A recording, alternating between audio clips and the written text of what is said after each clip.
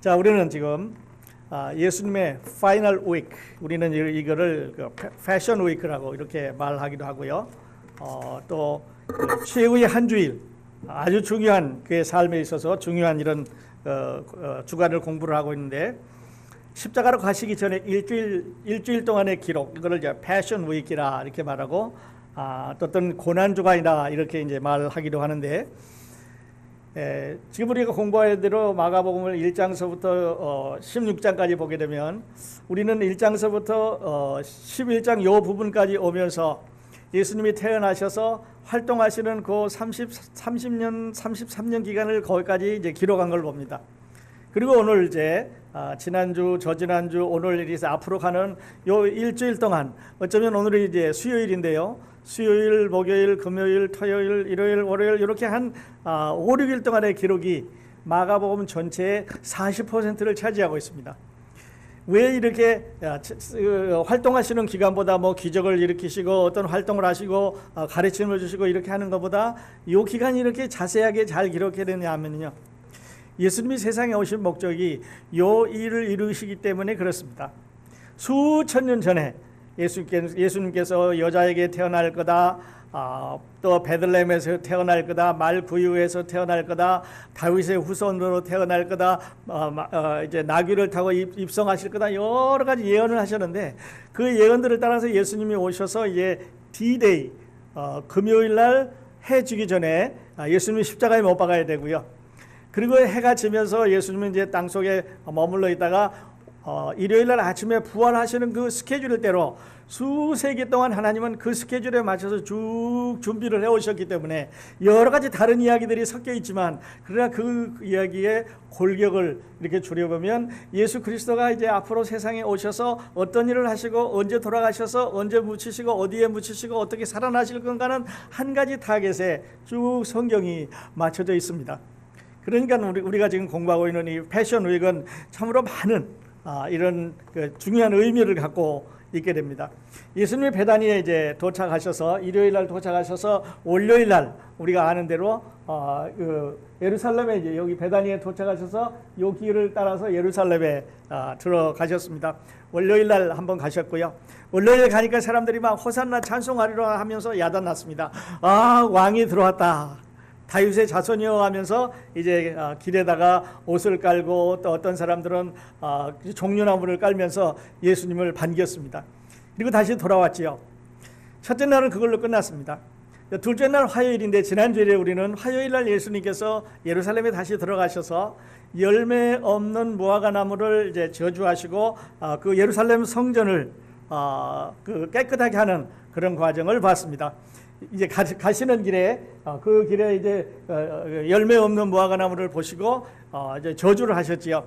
그래서 무화과 나무에 대해서 말씀을 드렸는데, 무화과 나무에 열매가 없었습니다. 그리고 성전 안에 들어가니까 사람들이 서로 이제 짐승을 팔고 돈을 바꾸고 이런 여러 가지 행사가 성전 안에서 행해지고 있었는데, 예수님께서 무화과 나무를 저주하시고 성전을 깨끗이 하던 일을 하시고 다시 되돌아왔습니다. 두 번째 날이죠. 오늘이 수요일 세 번째 날입니다. 세 번째 날은 신약성경 이 복음서 저자들이 가장 길게 기록한 하루입니다. 그러니까 월요일 날은 나귀 새끼 타고 갔다가 다시 나오시는 걸로, 화요일 날은 열매 없는 무화과 나무를 저주하시고 성전을 깨끗하게 하시는 일로 일과를 마치시는데, 수요일 날 오늘은요 아주 길게, 그러니까 여기서부터 시작해서 14장 2절까지 수요일 날 하루 동안의 기록입니다. 그리고 이제 목요일 날 가시게 되는데, 이 목요일 날은 여러분 아시는 대로 이제 최후의 만찬을 하시고 예수님이 제자들의 발을 씻겨주고 그날 밤에 붙잡히시고 이런 일을 하기 때문에, 목요일 날은 유월절 저녁 식사를 제자들과 하는 일로 목요일이 끝납니다. 그리고 금요일 날 처형 받으시고 십자가에 이제 돌아가셨지요. 그리고 토요일 날 무덤 속에 있다가 일요일 날 부활하는 이런 스케줄을 갖고 계신데, 오늘은 그 중에서 수요일 날 가장 긴 가르침, 여러 가지 가르침이 이제 있게 되는데, 그 중에서 말라 죽은 무화과 나무의 비유에 대해서 첫 번째로 이제 예수님과 예수님의 가르침을 우리가 같이 이렇게 배우게 됩니다. 그러니까 우리가 공부하고 있는 패션 위크는 참으로 예수님의 생애에 있어서 마지막 파이널 웨이입니다. 그러면서 이제 남아있는 거, 세상에 남아있으면서 줘야 되는 모든 가르침을 다 제자들에게 주시고 필요한 사람들에게 주시고 이렇게 남기셔야 되기 때문에 여러 가지 바쁜 이런 일정이 있게 되는데, 그 중에서 오늘은 어제 그러니까 화요일 날 지나가면서 저주하신 무화과나무가 말릴 것을 보시면서 그 말라 죽은 무화과나무를 중심으로 해서 우리에게 이제 왜 이렇게 나무가 말라 죽었는지 하는 가르침을 주시고 계십니다. 무화과나무에 대해서 지난주에 잠깐 말씀을 드렸는데, 하나님은 세상에 있는 모든 나무를 창조하셨습니다. 그러니까 여러분이 우리가 알고 있는 여러 나무 또는 세상에 있는 모든 나무를 이제 우리가 알고 있던 모르고 있던 이렇게 창조를 하셨는데, 과일 나무도 있을 거고 과일이 안 열리는 나무도 있을 거고 엉겅퀴도 있을 거고 풀도 있을 거고 여러 가지 나무를 창조하셨는데요. 그중에 무화과나무를 창조하셔서 이 무화과나무는 창세기 3장 7절부터 사용하기 시작을 했습니다. 아담과 하와가 선악과를 따먹고 나서 자기들이 이제 지금까지는 벌거벗은 게 부끄럽지 않았는데 이제 선악과를 따먹고 나니까 눈이 열려서 벌거벗은 게 부끄러웠다 그랬습니다. 그래서 무화과나무 이파리를 잘라서 이제 치마를 만들어서 입었습니다. 우리는 이런 거를 종교라고 그렇게 말을 하죠. 부끄러운 것을 가리는 겁니다. 종교는 죄를 가리는 건데, 이 종교는 죄를 영원히 없이 하는 것이 아니라 템포럴하게 가리는 겁니다. 그래서 가서 열심히 빌면 이제 내가 좀 마음이 편해지는 것 같고, 내가 열심히 하나님 앞에 꿇어 엎드려서 하나님 용서해 달라고 빌고 나면 조금 편해지는 것 같은데, 그러나 근본적으로 그 죄가 없어지는 게 아니라 가리워진 건데, 여기 무화과나무는 이파리로 치마를 만드니까요, 아침에 만들어 입었을 때는 참 좋았습니다. 아주 싱싱하고 참 좋았겠는데 낮에 가서 햇빛이 쨍쨍 나니까 무화과나무가 말라버렸습니다. 아니면 바람이 분다든지 이렇게 기후변화에 대해서 이 무화과나무가 영속성이 없습니다. 퍼머넌트하지 못한 거죠. 그래서 다시 말라버리면 부끄러운 모양이 나오니까 다시 만들어 입어야 되고, 또 말라버리면 부끄러운 모양이 나오니까 다시 만들어 입어야 되고, 한 모습이 마치 종교의 모습과 같은 거죠. 그래서 사람들은 이거를 종교를 나타내고 있다 이렇게 말합니다. 나는 여러분이 오늘 아침에 이 예배에 참석하신 여러분이 종교를 가지려고 아니면 예수님에게 템포럴하게 어떤 내 잘못을 용서를 빌고 죄를 덮기 위해서 이렇게 안 오셨기를 바랍니다. 모든 죄를 예수님께 다 용서해 주신 복음으로 이렇게 가실 수 있기를 바랍니다. 그래서 계속 옷을 만들어 입으니까 하나님께서 그들에게 양으로, 그러니까 짐승의 가죽으로 옷을 만들어 입혀 주셨습니다. 그래 하나님께서 만들어 입혀 주셨습니다. 무화과나무는 자기들이 꺾어서 만들었고, 이제 짐승의 그 가죽은 하나님께서 만들어 주셨는데요. 이거는 기후 변화에도 상관이 없습니다. 더운 날 추운 날 아무 상관없이 이렇게 늘 부끄러움들을 가릴 수가 있었는데, 이것을 우리는 복음이라고 말하는 거죠. 그래서 여러분은 이 복음을, 이 그리스도의 은혜로 구원받는 이 복음을 이렇게 소유하시는 여러분이 다 되시기를 바랍니다. 그리고 이제 누가복음 21장에 보면은 예수께서 비유를 하나 말씀을 하셨는데, 무화과나무와 모든 나무를 보아라. 잎이 돋으면 너희는 스스로 보고서 여름이 벌써 가까이 온 줄을 안다. 그래서 장래를 말할 때, 예언을 말할 때 무화과나무 잎이 돋아오면 여름이 왔구나. 잎이 무성하면 이제 열매가 맺히고 이렇게 하면은 이제 때가 바뀌었구나 하는 걸 아는데, 그러니까 봄에는 싹이 나고 여름에는 잎이 피고 이렇게 해서 자라면서 계절을 아는 것처럼 하나님의 나라도 이제 어떤 변화에 따라서 예수님이 오실 때가 됐다 하는 것을 준비하라고 이렇게 말씀하시면서 무화과나무를 또 예를 드셨습니다. 그리고 스가랴서 3장에서는 전능한 나 여호와가 말한다. 그날엔 너희가 모두 자기 이웃을 포도나무와 무화과나무 아래로 초대할 것이다. 그래서 무화과나무와 포도나무가 그 종말에 이제 이스라엘 백성들을, 또 우리 구원받은 사람들을 모을 이런 장치로 사용될 것을 말씀하셔서 아주 중요한 구속사의 한 나무로 이렇게 말씀을 하셨는데, 어떻게 보면 무화과나무, 포도나무, 이제 다음 주에는 우리 포도나무에 대해서 보겠습니다만은 아주 중요한 하나님의 마음에 있었던 나무가 아니었나 싶습니다. 유명한 그 신학자 중에 찰스 라이레라는 분이 있습니다. 아주 책도 많이 쓰고 유명하게 이제 강의도 많이 한 그런 분인데, 그분이 이런 말을 했습니다. 모든 그리스도인은 영적인 열매를 맺습니다. 어딘가 언젠가 어떤 방법으로든 열매를 맺습니다. 그렇지 않으면 그 사람은 믿는 사람이 아닙니다. 모든 거듭난 그리스도인들은 열매를 맺게 되어 있습니다. 열매를 맺지 않는 사람은 믿음이 없는 사람이며 따라서 구원을 얻지 못하는 사람입니다. 이렇게 말했습니다.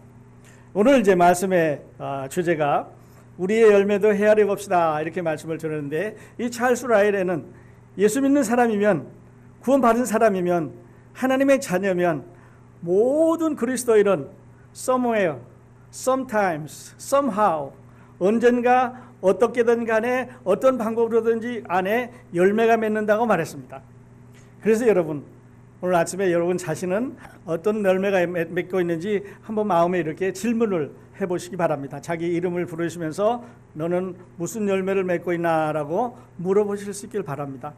다른 사람 보지 마시고 본인 자신에게 자기 이름을 부르면서 너는 하나님 앞에 무슨 열매를 맺고 있나 한번 이렇게 물어보실 수 있기를 바랍니다. 그리고 스스로 어떤 열매가 맺혀 있는지 대답을 해보실 수 있기를 바랍니다. 만일에 그렇지 않고 여러분이 열매가 없다면 여러분 이파리만 무성한 나무일지도 모릅니다. 이파리만 무성하지 그 안에 열매가 없다고 하면 주인이 무화과나무를 심는 것은 무화과 열매를 맺기 위함입니다. 주인이 사과나무를 심는 것은 사과 열매를 맺게 하기 위하고, 주인이 감나무를 심으면 감 열매를 따먹기 위해서 심는데, 나무가 무성하게 자라서 이파리만 나온다고 하면 그 나무는 가치가 없는 거겠지요. 여러분, 우리도 하나님께서 예수 그리스도의 은혜로 우리를 구원하셔서 우리에게 성령님을 주셨는데, 우리는 성령으로 더불어서 우리 안에 하나님이 기뻐하시는 열매를 반드시 맺어야 됩니다. 그러셔서 이제 하나님을 기쁘게 드려야 되는데, 여러분 이 열매가 오늘 아침에 어떤지 한번 이렇게 마음속으로 물어보실 수 있기를 바랍니다.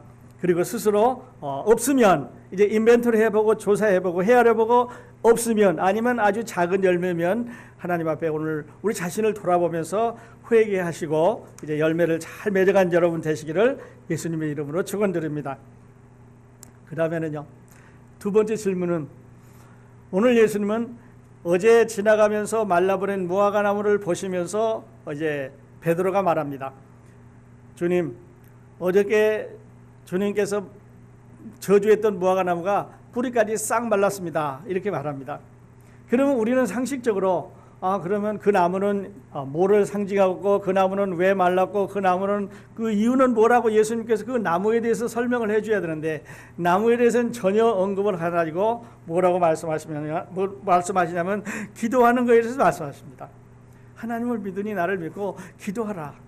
그러면서 이제 기도를 하게 되면 산을 움직이기도 하고, 이제 이런 비유를 들어주시면서 기도하라고 말합니다. 그러니까 어떤 면에서 무화과 나무를 말씀하시면서 기도를 말씀하심으로 해서 어쩌면 두 개가 서로 연결이 안 되는 것처럼 우리에게 보여집니다. 왜 말라버린 무화과 나무를 설명하시면서 기도를 말씀하실까요? 하는 게 이제 두 번째 제목인데, 오늘 그 제목을 가지고 여러분과 함께 같이 생각을 해보도록 하겠습니다.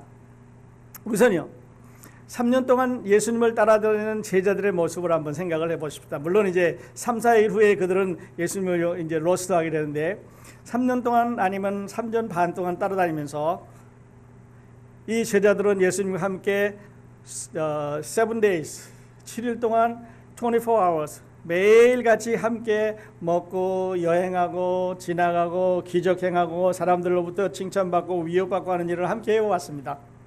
그러니까 제자들은 지금까지 위험에 한 번도 처해보질 않았습니다. 어디로 갈까요? 저쪽으로 가자. 뭘 먹을까요? 이걸 먹으면 됩니다.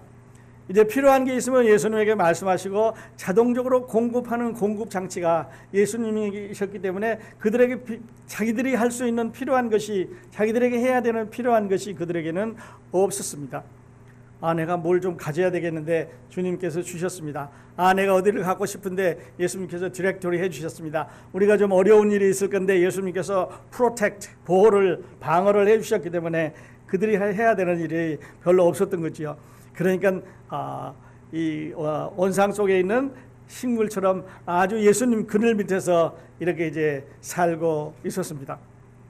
그런데요, 이제 며칠 후면 예수님께서 그들을 놔두고 본인이 정해진 스케줄에 따라서 십자가에 돌아가시고 장사진 지 3일 만에 부활하셔서 이제 하늘에 올라가야 되는데, 만일에 예수님의 제자들이 지금과 같이 온상 속에서 자라는 풀처럼 그대로 있었다면 이들은 뭐가 필요할 때 어디서 공급받는 방법이 없는 거죠. 주님, 내가 위험에 처했습니다.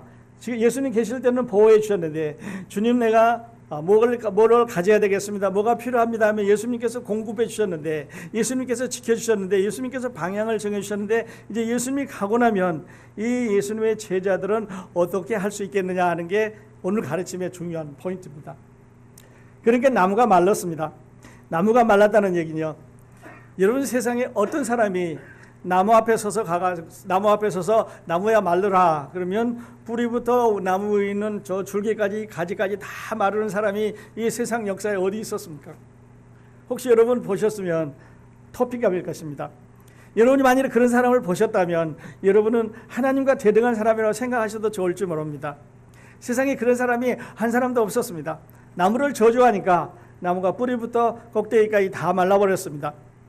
그러니까요, 다른 말로 하면 어제 저주하신 나무가 말랐나이다 라고 베드로가 얘기를 하는데, 그 말 속에는 당신은 하나님이십니다, 누구도 할 수 없는, 인간으로서 어떤 사람도 할 수 없는 일을 하셨기 때문에 당신은 하나님이시다라는 고백을 하고 있는 것입니다. 그러므로 예수 그리스도는 하나님이시죠. 그런데 그 나무, 아까 말씀드린 대로 포도나무와 무화과나무를 이제 잠깐 언급을 해드렸는데, 이 무화과나무는 영적으로 이스라엘을 상징하고 있습니다.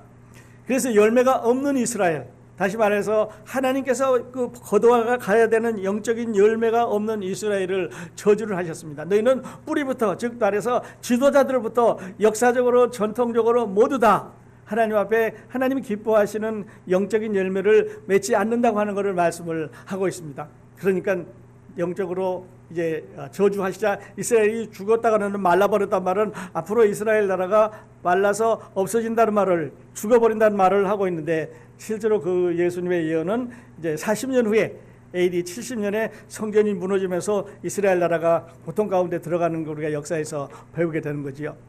예수님께서 이렇게 무화과나무를 저주를 하셨습니다. 그러므로 여기서 지금 예수님의 제자들은 당신은 하나님이십니다. 그런데 하나님과 같은 파워, 하나님과 같은 authority, 권위, 그러니까 예수님이 가지고 계시는 권능과 예수님이 가지고 계시는 이 힘을 우리가 받아 쓰려면 어떻게 해서 쓸 수가 있냐는 거죠. 하나님의 힘이, 하나님의 권능이 이렇게 무한하신데 이 힘을 우리가 받아 쓰려면 어떻게 받아 써야 되는, 예수님이 계실 때는 그냥 따라가면 됐는데 돌아가시고 나서는 어떻게 받아 써야 하냐 하는 거지요. 그래서 예수님께서 바로 뭐를 말씀하시면 기도를 말씀하십니다. 기도는 하나님의 이 무한하신 능력을, 무한하신 능력을 가진 하나님을 우리 가운데로, 우리 안으로 초청해 오는 거다, 이렇게 말씀을 드릴 수가 있겠습니다. 우리 가운데로 초청해 오는 겁니다. 예수 그리스도를 초청해 오셔서 우리가 필요한 것을 이제 예수님께 아뢰게 되는데, 그때 하나님의 능력을 우리가 사용하는 이런 이제 일들이 기도라고 그렇게 말씀을 드릴 수가 있는데요. 그렇게 가기 전에 오늘 말씀의 특징을 잠깐 살펴보고 그 다음 단계로 넘어가기로 하겠습니다. 오늘 말씀의 특징, 그리스도의 생애 중에서 가장 긴 하루입니다. 그러니까 잠깐 이렇게 기록이 되어 있는 게 아니라 지금 여기서부터 시작해서 11장 20절 여기서부터 시작해서 14장 2절까지의 기록이, 12장 13장 14장 2절까지의 기록이 오늘 하루 기록이니까 아주 long distance day라고 볼 수가 있죠. 긴 수요일입니다. 이 긴 수요일 동안 이제 다음 주일부터 또 어떤 일이 그 다음에 일어나는지 보게 되는데요. 가장 긴 그런 하루입니다. 그리고 그리스도가 가지고 있는 힘과 능력, 지혜, 이거는 하나님이시다. 예수 그리스도는 지금 하나님이시다. 무화과나무를 저주했더니 말라버렸다. 그러므로 아무도 할 수 없는 일을 하나님이시기 때문에, 또는 하나님의 아들이시기 때문에 하셨다는 말입니다. 그리고 또 하나는 이 예수님의 많은 기적 중에 지난주에도 말씀드렸던 대로 부정적인 기록이다. 기적을 행하셨는데 다른 사람들은 다 어려운 가운데서 고쳐주는 기록입니다. 죽은 사람을 살려줬죠. 병든 병자를 고쳐줬죠. 안진뱅이를 이렇게 세워줬죠. 벙어리를 말하게 해줬죠. 귀머거리를 듣게 해주셨죠. 귀신 들린 사람을 내쫓아 주셨죠. 바다가 이제 풍랑을 쳐서 어려움에 처했을 때 바닷물을 잔잔하게 해서 항해를 잘하게 해주셨는데, 오늘은 이 나무를 저주해서 죽게 만들었습니다. 그러므로 부정적인 이런 일을 하시는 유일한 하나의 기적이라 한다면 이 기적을 우리가 들 수가 있습니다.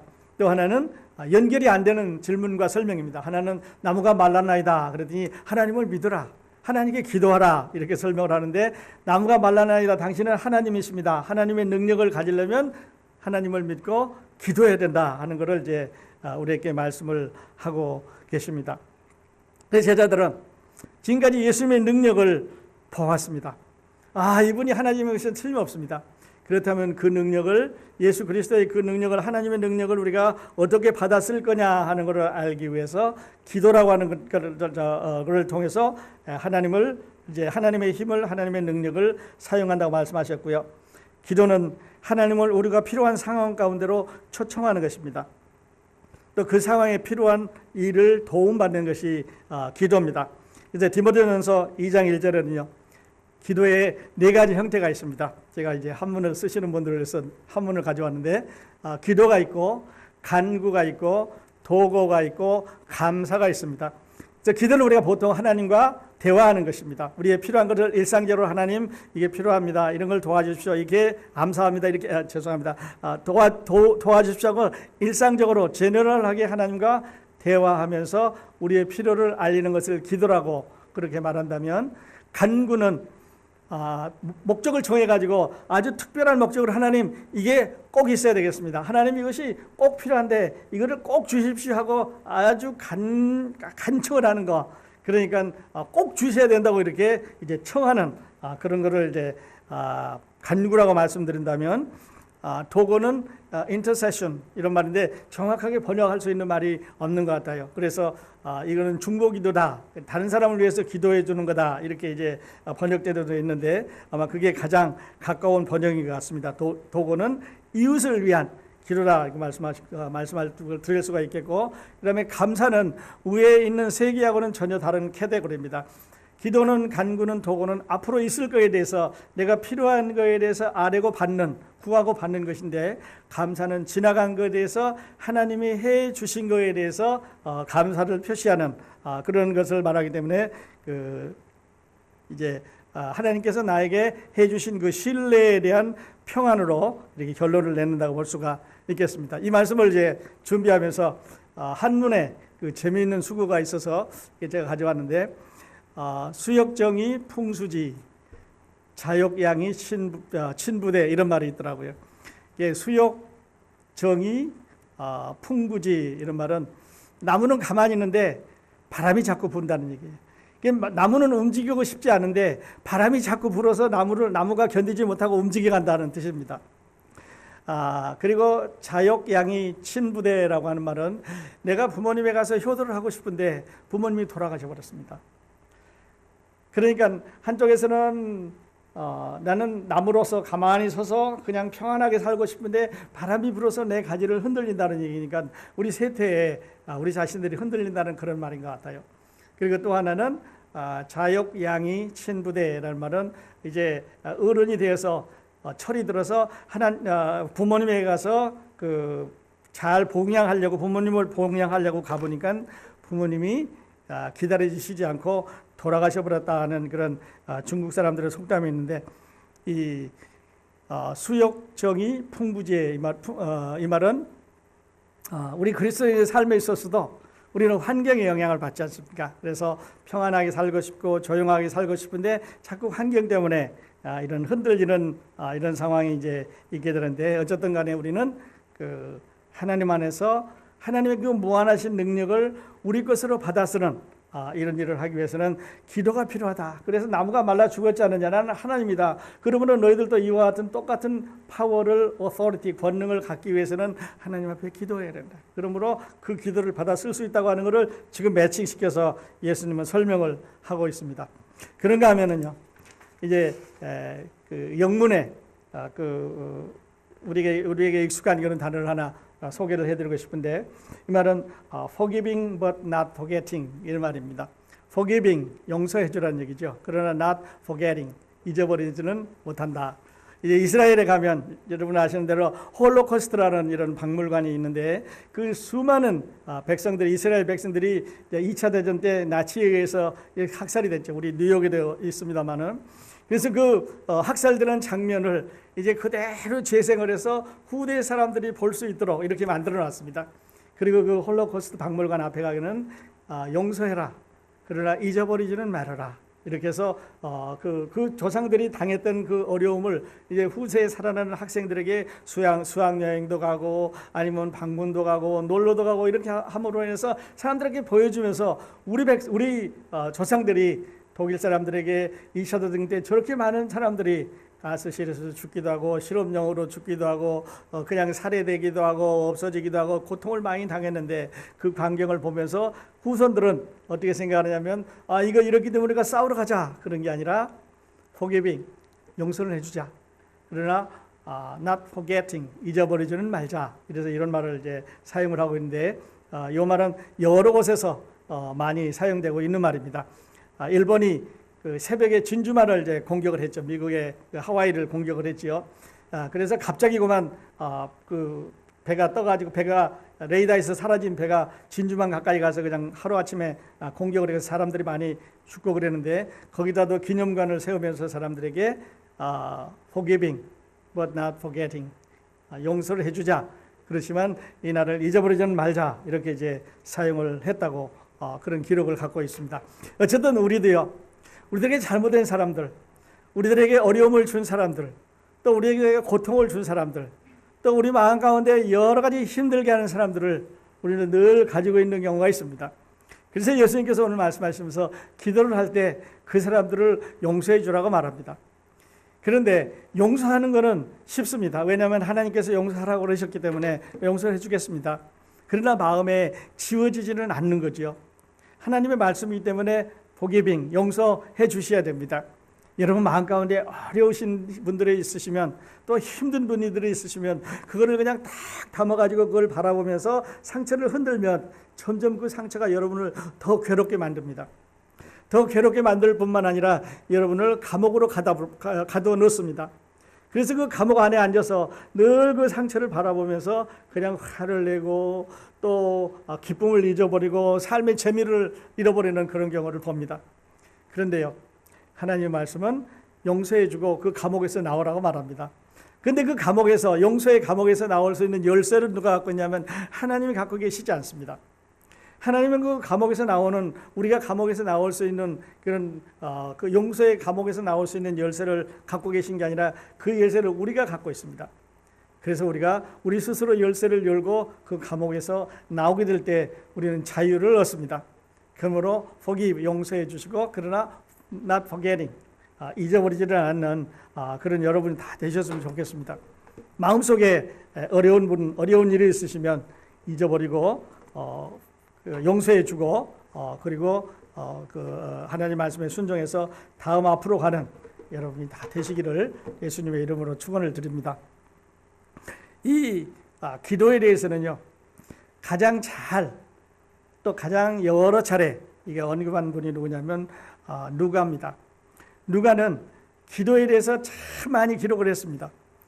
그리고 지금 예를 들었는데, 요 두 기도에 대한 예는 밤중에 이제 친구가 찾아와서 그 먹을 걸 좀 구하는 이런 그 비유하고, 그다음에 과부와 불의한 재판관 사이에 있는 이런 그 관계, 다시 말해서 과부가 어려운 일을 당했는데 그 마을의 그 빌리지의 재판관을 찾아가지고 계속 문을 두드리면서 내가 억울한 일을 당했다고 말합니다. 그때 재판관이 처음에는 과부를 무시했습니다. 그 다음에 또 무시했습니다. 그런데 계속 억울하다고 이제 청을 하니까 그냥 놔두면 더 계속해서 많이 올 거기 때문에 재판관이 그 청을 들어줬다는 얘기고요. 밤중에 찾아온 친구가 이제 그 옆집을 갔습니다. 밤중에 친구가 세 사람이 찾아왔는데 옆집으로 갔습니다. 그래서 자기 집에 이제 먹을 게 없는 거지요. 그래서 옆집에 가서 문을 두드리면서 내가 밤중에 친구를 맞았으니까 먹을 게 있으면 좀 달라, 그렇게 말합니다. 그때 안에서 하는 얘기가 우리 지금 다 씻고 자리에 누워서 내가 일어날 수가 없으니까 가라. 그때 이제 친구가 문을 더 두드리는 거죠. 내가 나에게 찾아온 이런 친구가 배가 고파서 지금 잘 수가 없으니까 먹을 걸 좀 달라. 옆집으로 가봐라. 너희 집에 먹을 게 있으면 먹을 걸 좀 달라. 이렇게 해서 계속 문을 두드리면 안에 있는 사람이 야, 이건 안 줬다가는 동네 사람 다 깨우겠구나. 내일 아침에 내가 나쁜 사람이라고 소문이 나겠구나. 이대로 가다가는 저 친구 때문에 이제 내가 이 동네에서 아주 나쁜 사람으로 찍히게 될 테니까 그래서 일어나서 그 필요한 거를 갖다 주지 않겠느냐 이렇게 말하면서 기도의 비유를 똑같은 비유를 누가복음에만 말씀을 하셨습니다.